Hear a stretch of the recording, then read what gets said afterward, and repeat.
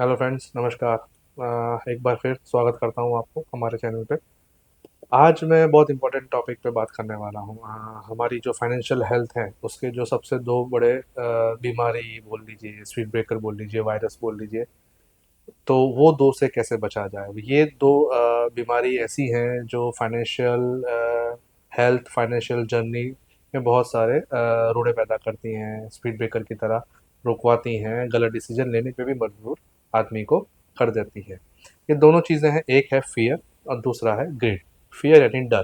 देखिए, आदमी को हर चीज़ का पता ना होने की वजह से डर रहता है। डर अगर लॉजिकल है तो सही है, पर अगर वो इरेशनल है, अगर वो डर एज अ फोबिया है, तो वो कहीं ना कहीं सही नहीं है।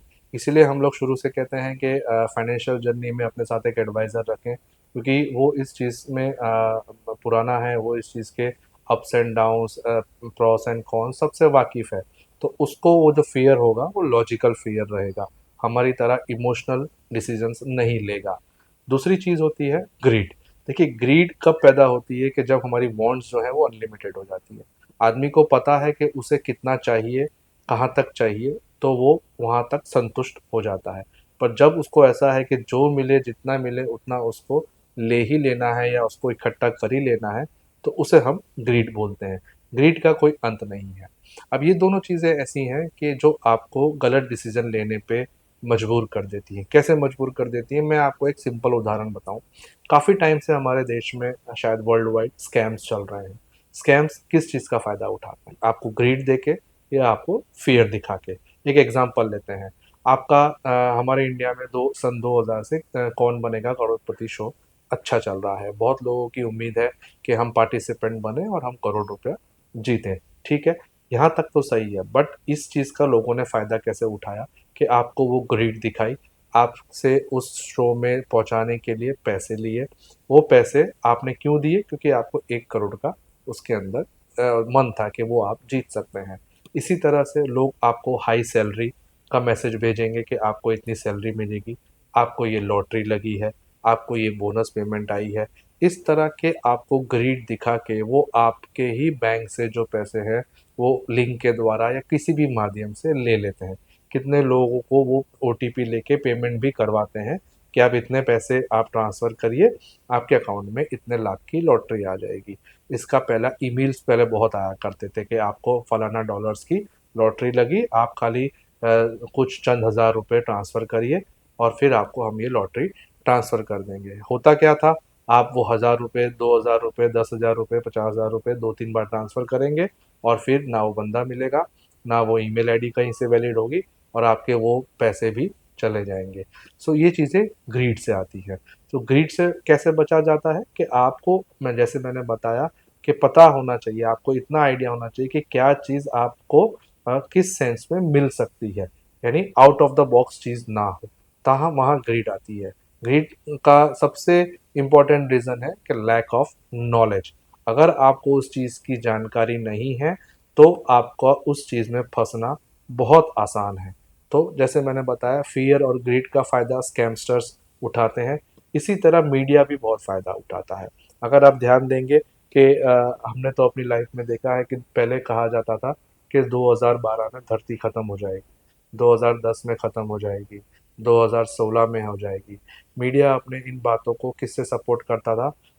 कभी वो नॉस्ट्राडामस की भविष्यवाणी से फोकस करता था, या कभी कोई ना कोई वो लिंक्स बना के आपको ऐसा बता देता था कि ये धरती अब यहाँ पे ख़त्म हो जाएगी।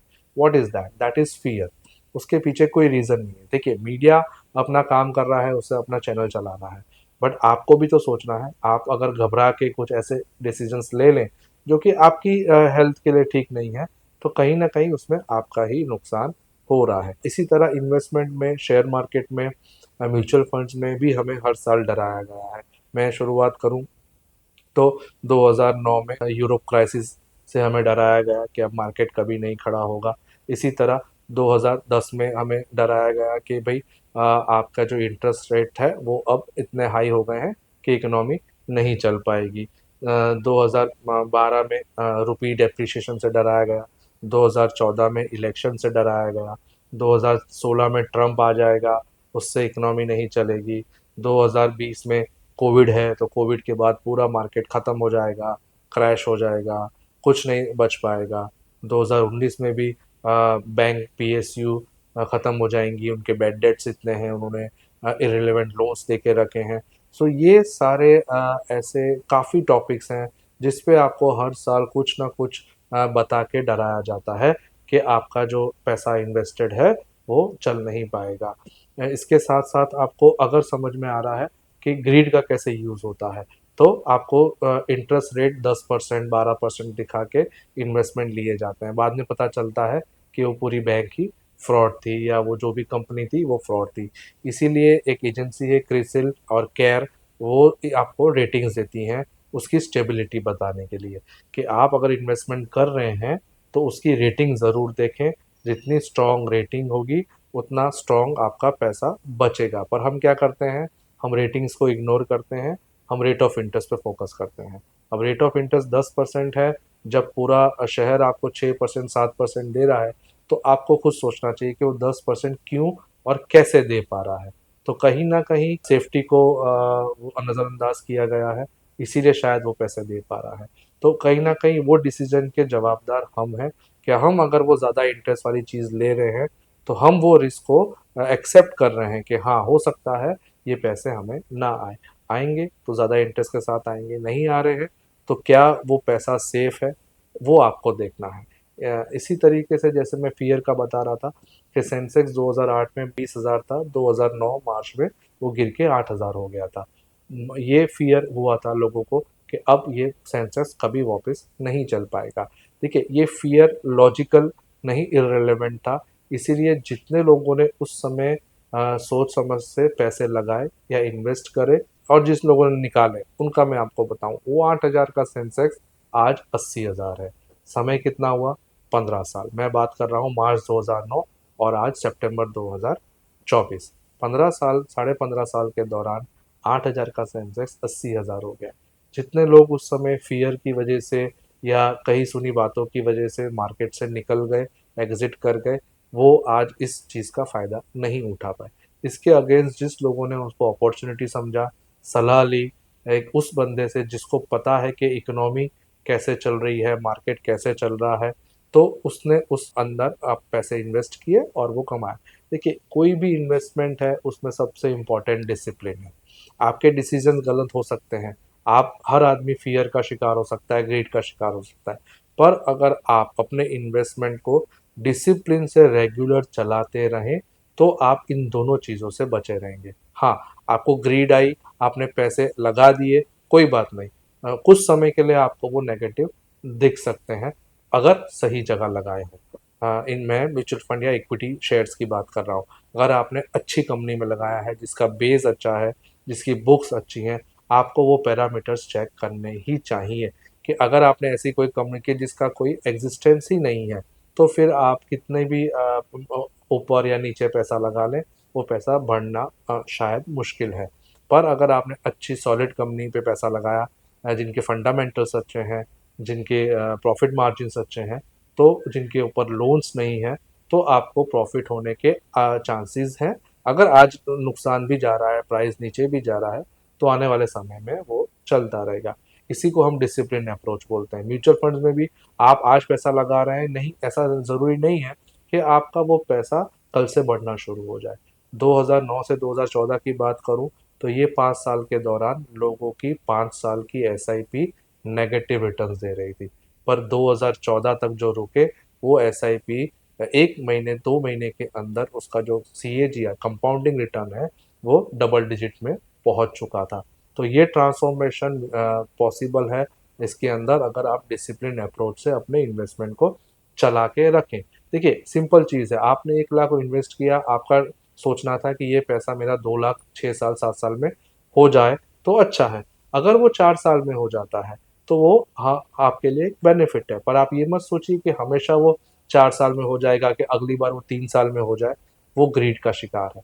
जो इसका जो प्रोसेस है, हमारी इकोनॉमी का जो प्रोसेस है, वो एक सर्टेन फॉर्म में चलता है, तो उसी फॉर्म में आप चलेंगे तो आपको बेनिफिट रहेगा।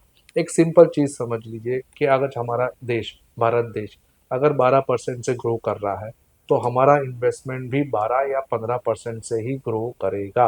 अगर वो 20-25% से ग्रो कर रहा है तो वो क्षणिक कुछ समय के लिए है, वो हमेशा नहीं चल पाएगा।